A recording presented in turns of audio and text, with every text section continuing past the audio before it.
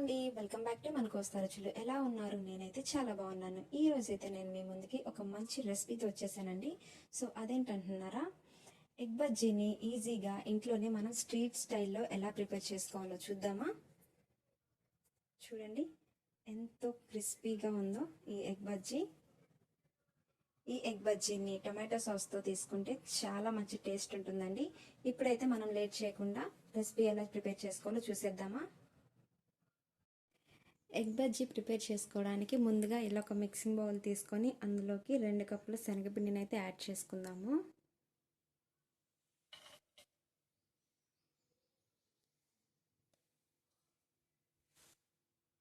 అలాగే ఒక 1 cup rice flour కూడా యాడ్ చేస్తున్నాను.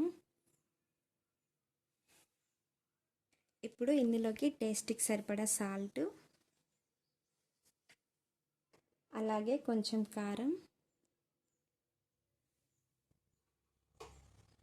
అలాగే ఒక 1 టేబుల్ స్పూన్ గరం మసాలా, ఒక 1 టేబుల్ స్పూన్ ధనియాల పొడి,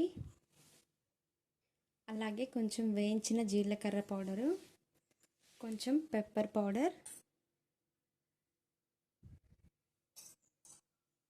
అలాగే ఒక 1 టేబుల్ స్పూన్ అల్లం వెల్లుల్లి పేస్ట్.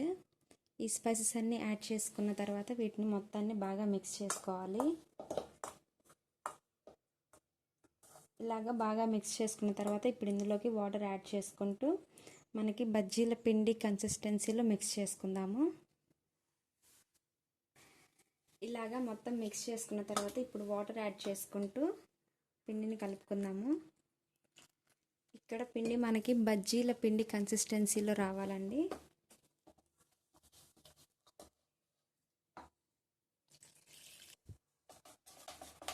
చూడండి పిండి కన్సిస్టెన్సీ అనేది ఇలా ఉండాలి. ఇప్పుడు బాయిల్ చేసుకున్న ఎగ్స్ని పీసెస్గా కట్ చేసుకుందాము. ఈ ఎగ్ని మనం 2 పీసెస్గానైనా కట్ చేసుకోవచ్చు, లేదా 4 పీసెస్గానైనా కట్ చేసుకోవచ్చు. నేనైతే ఇక్కడ 4 పీసెస్గా కట్ చేసుకుంటున్నాను.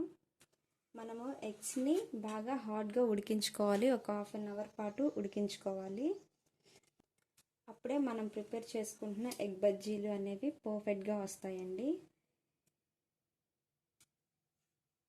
ఎగ్స్ని ఇలాగా పీసెస్గా కట్ చేసుకున్న తర్వాత ఇప్పుడు స్టవ్ మీద డీప్ ఫ్రైకి సరిపడా ఆయిల్ని పెట్టుకుందాము. ఇప్పుడు మనం మిక్స్ చేసుకున్న పిండిలోకి ఎగ్ పీసెస్ని ఒక్కొక్కటిగా తీసుకొని జాగ్రత్తగా కోట్ వేసుకుందాము. ఇలాగా జాగ్రత్తగా పిండి కోట్ చేసుకోవాలి. ఆయిల్ కూడా హీట్ అయిపోయిందండి. ఇప్పుడు ఒక్కొక్కటిగా ఆయిల్లోకి యాడ్ చేసుకున్నాము.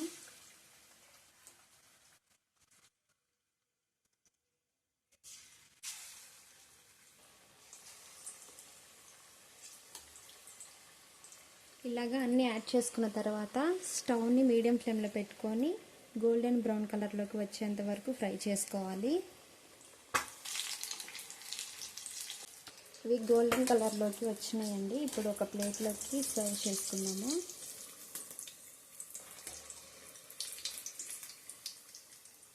చూడండి ఇలాగ గోల్డెన్ కలర్లోకి వచ్చిన తర్వాత తీసుకొని వేరొక ప్లేట్లోకి ట్రాన్స్ఫర్ చేసుకుందాము.